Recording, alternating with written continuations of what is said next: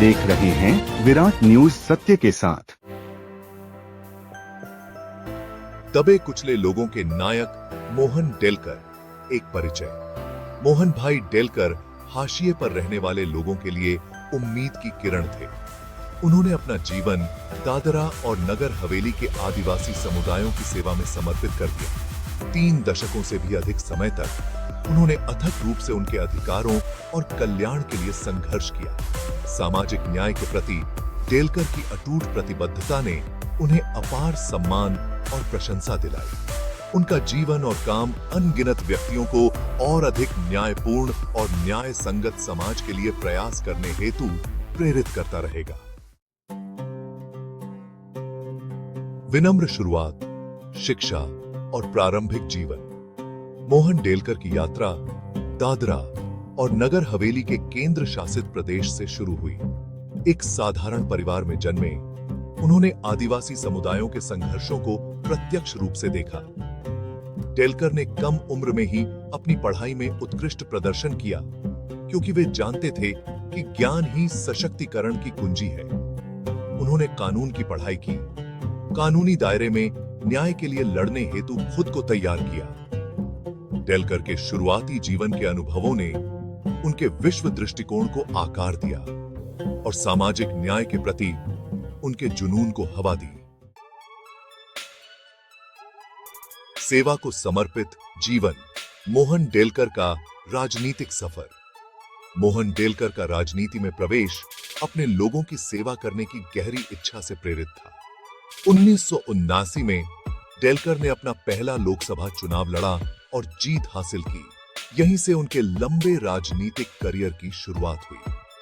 अगले 3 दशकों में डेलकर ने 7 लोकसभा चुनाव जीते, जो केंद्र शासित प्रदेश में एक अभूतपूर्व उपलब्धि थी। उनकी निरंतर जीत उनके निर्वाचन क्षेत्र के लोगों के बीच उनकी अटूट लोकप्रियता को दर्शाती है। डेलकर का राजनीतिक सफर चुनौतियों के बिना नहीं था, लेकिन उन्होंने हमेशा अपने सिद्धांतों को कायम रखते हुए उनका डटकर सामना किया। बेजुबानों की आवाज आदिवासी अधिकारों के लिए डेलकर का संघर्ष। अपने पूरे राजनीतिक करियर के दौरान मोहन डेलकर आदिवासी समुदायों के अधिकारों के प्रबल पक्षधर रहे। उन्होंने शिक्षा, स्वास्थ्य सेवा और रोजगार के अवसरों तक उनकी पहुंच में सुधार के लिए प्रयास किया। शिक्षा के क्षेत्र में डेलकर के प्रयास विशेष रूप से उल्लेखनीय थे। उन्होंने दूर दराज के इलाकों में स्कूल और कॉलेज स्थापित करने के लिए अथक प्रयास किया, जिससे आदिवासी समुदायों के बच्चों को शिक्षा मिल सके। आदिवासी क्षेत्रों में स्वास्थ्य सेवा सुविधाओं को बेहतर बनाने में भी डेलकर ने महत्वपूर्ण भूमिका निभाई। उनके प्रयासों से अस्पतालों और क्लिनिकों की स्थापना हुई,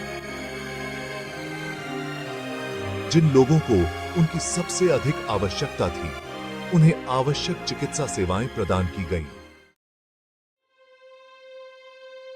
त्रासदी और उसके बाद एक नेता का असामयिक निधन। 22 फरवरी 2021 को मोहन डेलकर के असामयिक निधन की खबर से पूरे देश में सदमे की लहर दौड़ गई। डेलकर मुंबई के एक होटल के कमरे में मृत पाए गए थे और उनकी मौत के आसपास के हालात अभी भी रहस्य के घेरे में हैं। उनकी मृत्यु ने उन लोगों के बीच आक्रोश और दुहक फैला दिया, जिनकी उन्होंने इतने लंबे समय तक सेवा की थी। डेलकर के निधन से अनगिनत लोगों के दिलों में एक शून्य पैदा हो गया, जिनके जीवन को उन्होंने छुआ था।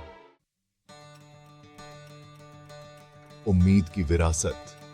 मोहन डेलकर का स्थायी प्रभाव। मोहन डेलकर भले ही चले गए हों, लेकिन सेवा और समर्पण की उनकी विरासत आने वाली पीढ़ियों को प्रेरित करती रहेगी। उन्हें लोगों के सच्चे हिमायती के रूप में याद किया जाएगा, एक ऐसे नेता के रूप में जो अन्याय के खिलाफ आवाज उठाने से कभी पीछे नहीं हटे। डेलकर का जीवन और काम एक उज्जवल उदाहरण के रूप में कार्य करता है कि कैसे एक व्यक्ति की अटूट प्रतिबद्धता सकारात्मक बदलाव ला सकती है।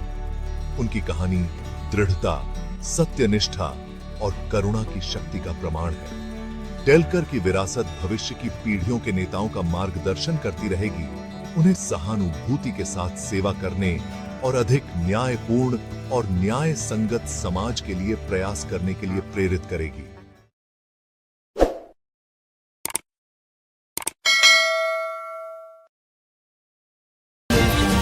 आप देख रहे हैं विराट न्यूज सत्य के साथ।